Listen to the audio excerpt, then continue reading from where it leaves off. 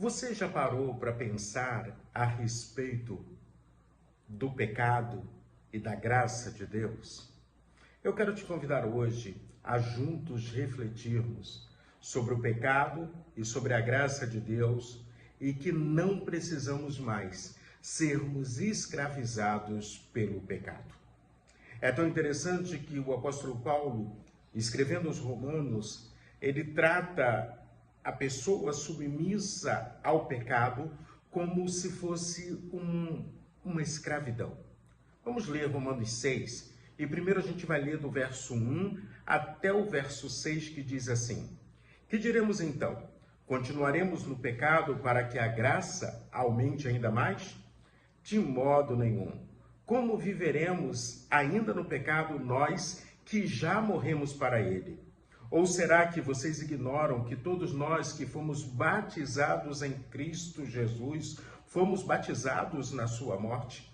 Fomos sepultados juntamente com ele na morte pelo batismo, para que, como Cristo foi ressuscitado dentre os mortos pela glória do Pai, assim também nós andemos em novidade de vida. Porque, se formos unidos com ele na semelhança da sua morte, certamente o seremos também na semelhança da sua ressurreição.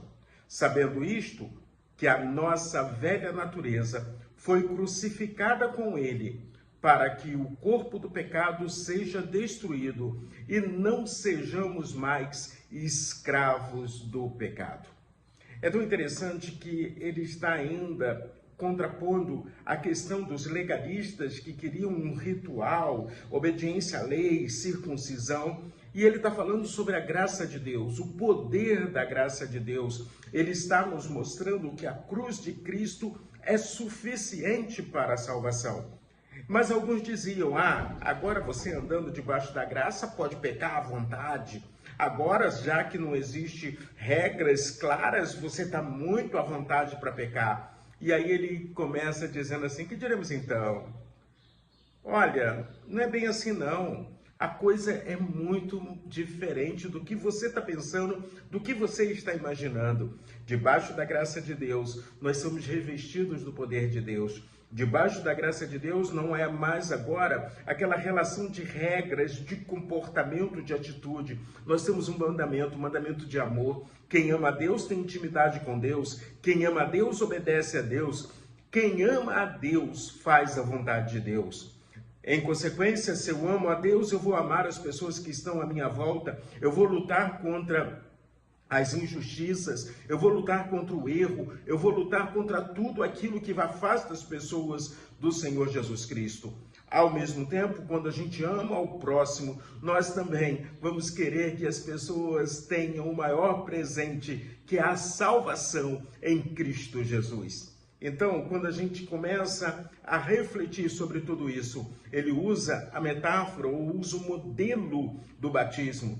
O batismo é morrer para o mundo e ressuscitar para Deus. Mas a salvação não está no ato do batismo, a salvação está lá no Calvário, quando Jesus Cristo foi pendurado na cruz pelos meus pecados e pelos seus pecados. Então, Jesus Cristo é suficiente para nos dar a salvação. Nós não estamos debaixo do legalismo, nós não estamos debaixo de ritos religiosos, nós fomos salvos pela graça em Cristo Jesus.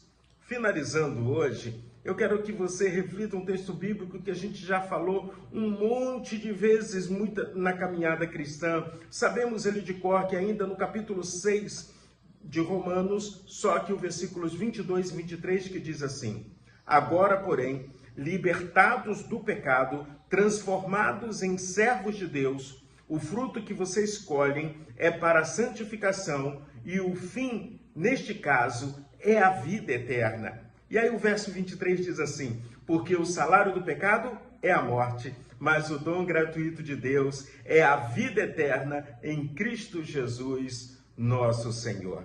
Então, vamos usufruir do dom de Deus, do presente de Deus, da graça de Deus, e vivamos a cada dia, a cada instante, louvando a Deus pela sua graça, pelo seu amor, pela sua misericórdia e pelo seu cuidado para com a minha vida. Lembrem, não sou mais escravo do pecado, mas servo do Deus Altíssimo.